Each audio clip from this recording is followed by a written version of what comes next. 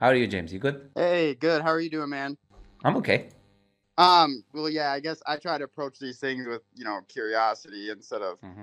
like, I don't know, acting like I know everything because obviously I don't. But I've been Hmm. watching your videos for a while, and so originally, I'm in Minnesota, so I'm in the U.S., but Hmm.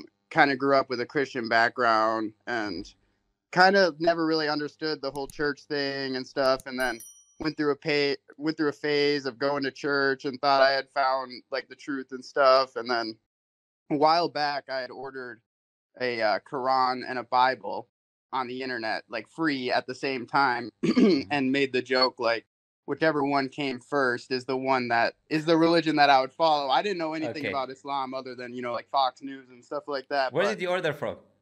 so it ended up being OMF, One Message Okay. Foundation, which Okay. is funny. Okay. I've never heard of it before then, but it was like maybe 9 months later, I randomly got a Quran in the mail, and I Okay. had totally forgotten about it. So it was kind of funny. And then, I just kind of kept Oh, it. your audio changed. It was very good. What happened? Is it disconnected or something? Yeah. Now it's better. Yeah.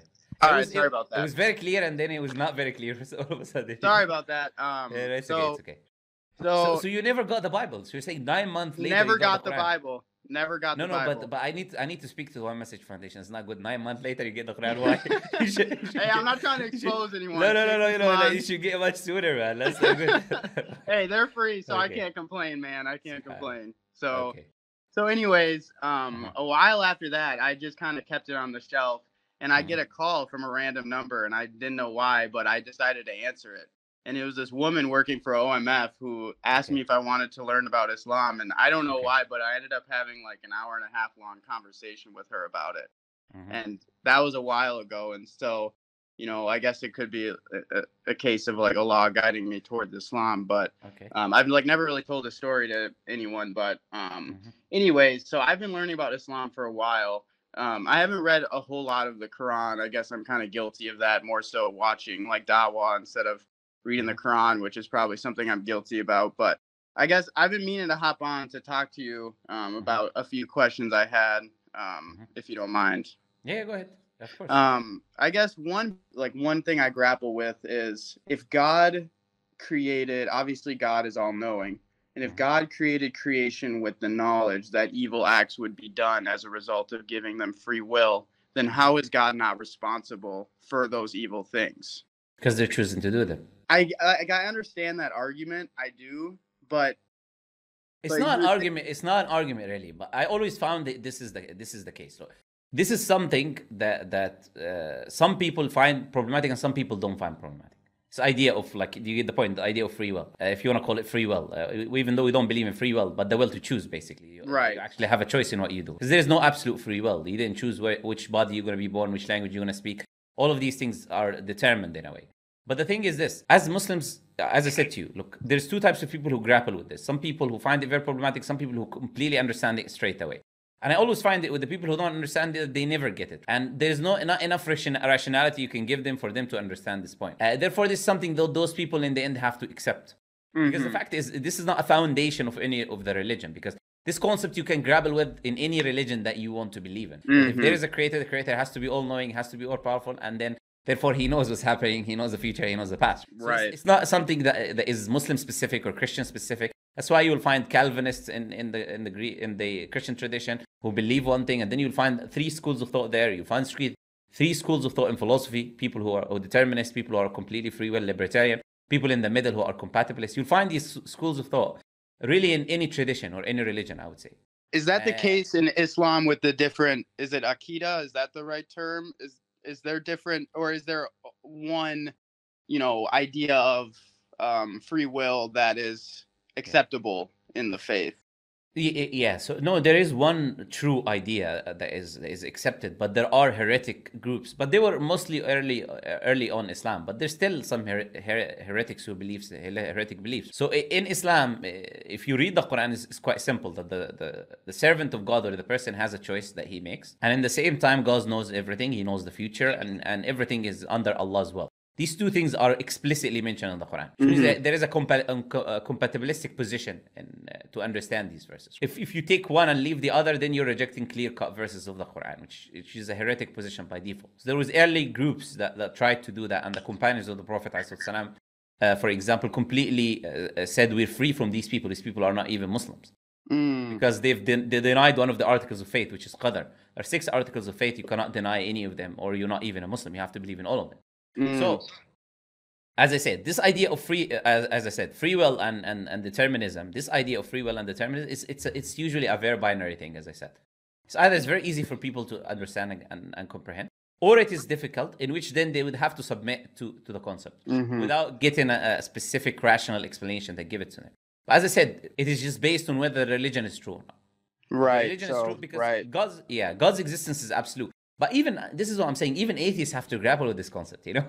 So whether you're religious or not, right? So you'll get people like Sam Harris, like he will try to claim that everything is determined, while you'll have other people who will say, no, you have free will. Because even if they don't believe in God, they still believe in causality. And if there is causality, then things are determined materialistically if you don't believe in the unseen. So either way, you believe in the unseen, you don't believe in the unseen, you're Christian, you're atheist, you're Jew, whatever you are, this concept is something you cannot escape. So it's not really a criticism towards Islam or a criticism towards any specific religion. Right. It's more of just like a fundamental existential thing. Exactly. And I think it's easier to grapple with if you believe in God than if you don't believe in God. Absolutely. I would claim if you don't believe in God and you're a materialist, you're forced to believe that everything is determined. You have no choice. Right. If you claim that everything is not determined, you're just pretending. Because if it's just materialism, then everything is a consequence of another thing. It's a causality. Where you are today is a cause of where you were before. But Muslims believe we're not just materialistic beings. It's a soul.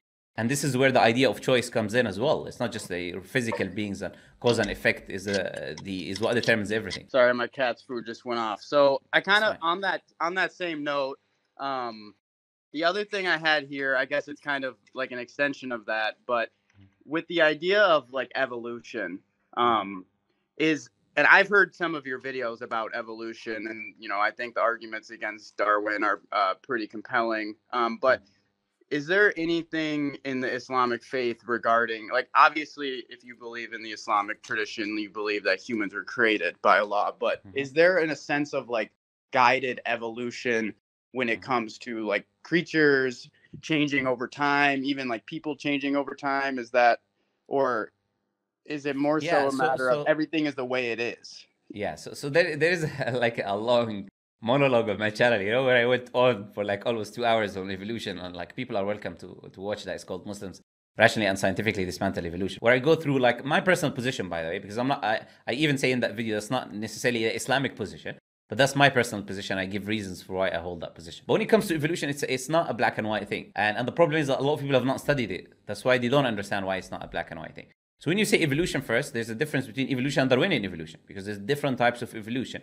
There's different theories of evolution. And some of these are adopted by some people in the scientific field today in the West among atheists, and some others are adopted by others. So they don't all agree on one theory or one understanding of evolution. Then you have, like, for example, is it one origin? Is it multiple origins? Idea of gradualism? All of these things, they disagree amongst one another on to begin with.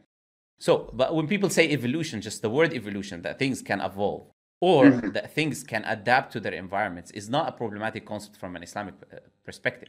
Our problem is when you claim, now specifically neo-Darwinism, right? When you claim that, you know what, all animals and humans have evolved from a single cell organism that they don't even know where it came from, you know? This is where we have a problem, you know? You have this magic custard that was like, you know, some thunder happened, and you know what?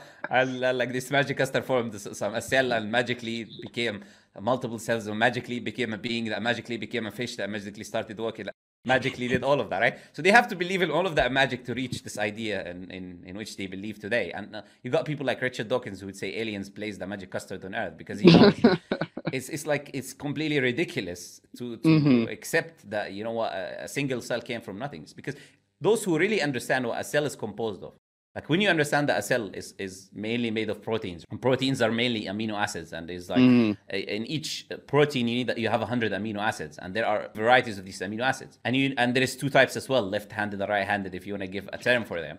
You need to have 100 from each together to make one protein. And then you need millions of proteins to create the singular smallest cell, which is a bacteria cell. So imagine it this way, like there is a bag, okay? There is a bag, and there is like, there is an empty bag and there is two bags, blue balls and red balls, okay? Mm-hmm. And then you have to put 100 red balls in that bag to form one protein. And then you need 1,000,000 bags, or over millions actually, it's actually millions of bags. And you have to do all of this process continuously, either put red or black balls continuously for 1,000,000 times in each bag, randomly, without any influences. And the more time there is, the more bad it is actually, because these amino acids are quite unstable. So the more time you have, the more these amino acids will become unstable, in which will not form you the protein that you're trying to form. So it's like, all of this is like, as I said, it's just they have to believe in this magic. They would rather believe in this magic custard than to believe in a creator. Yeah, which is a far more, like, I would say, rational position. It's really crazy to me because it's almost like how complex and amazing it is. It's almost evidence in and of itself of God to me. Absolutely, it is. So our position is as simple as that. Like, Muslims don't believe humans evolved from single cell organism. They believe Adam was created directly by God. This is explicit in the Quranic text. Now, to do with animals, did these animals adapt to their environments or not? This is something, there is no explicit thing in the Quran that talks about this. But again, I reject this idea of randomness. There's no such thing as random. And if you're an atheist materialist, you cannot claim randomness, because they already mentioned everything is cause and effect. So for you to say randomness, you're making up a concept that cannot exist in your worldview to begin with, you know? So you cannot have randomness as an atheist to begin with. So, right. Yeah, so I reject anything that has the word random in it to do with the process. And I think I got to go here, but I've got time for maybe one more quick question. But okay. One thing that I've been thinking a lot, and maybe this might be isolated to like a Christian like belief because of just how kind of shaky it all is, but is there anything in the Quran or anything in the Hadith or, you know, any Islamic perspective on feeling doubt? Like, is feeling doubt a normal thing? Do you believe in humans generally with something, you know, such as, you know, pondering our own eternity? Or do you feel like Islam is such a rational, logical kind of path and belief that it's kind of hard, and as you move further into it, you feel less doubt about these? So that's a good question, actually. It's a great question, because I think a lot of people use the term doubt and they don't understand the term doubt. Like, I do think this is a problem. That some people, they might think something is a doubt, or it's more of a question rather than a doubt. A doubt is where you're not sure whether this thing is right or wrong. A question is where you don't understand the specific thing. You're curious about what does this specific thing mean. So a lot of Muslims, they message me and say, I have a doubt. And what they mean by that is they have a question. You know? How do you explain a specific part of the Quran? That's not a doubt. That is like a question, something that you've not fully understood, that you do not know how to take it, how to perceive it. And then you want to ask that specific thing. That's fine. Like, people can have these questions. It's completely fine for someone to have a question. Doubt is problematic when it comes to the essential beliefs. You cannot have a doubt about the essential things, like about God's existence, Prophet Muhammad being a messenger of God, or the Quran being the word of God. That can take you out of Islam. If you're not sure whether the Prophet is a messenger or not, you're not a Muslim.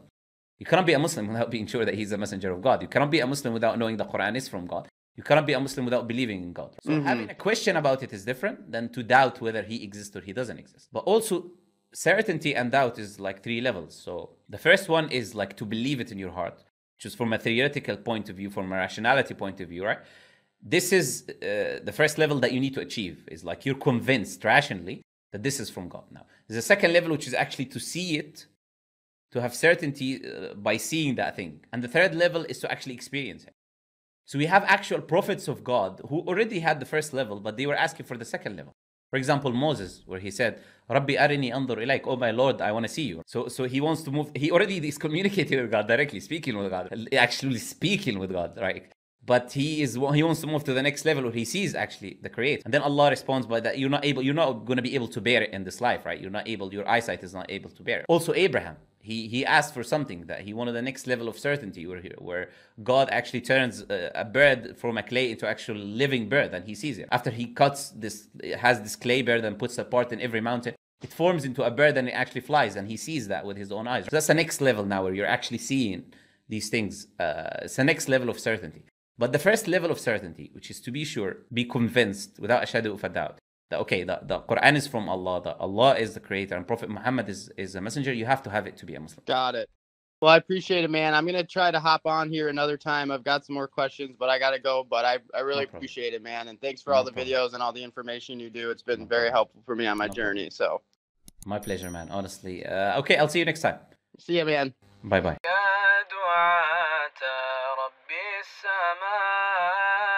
يا من صنعتم في الأرض نورا يا قلوبا فيها الوفاء بشركم اليوم السرور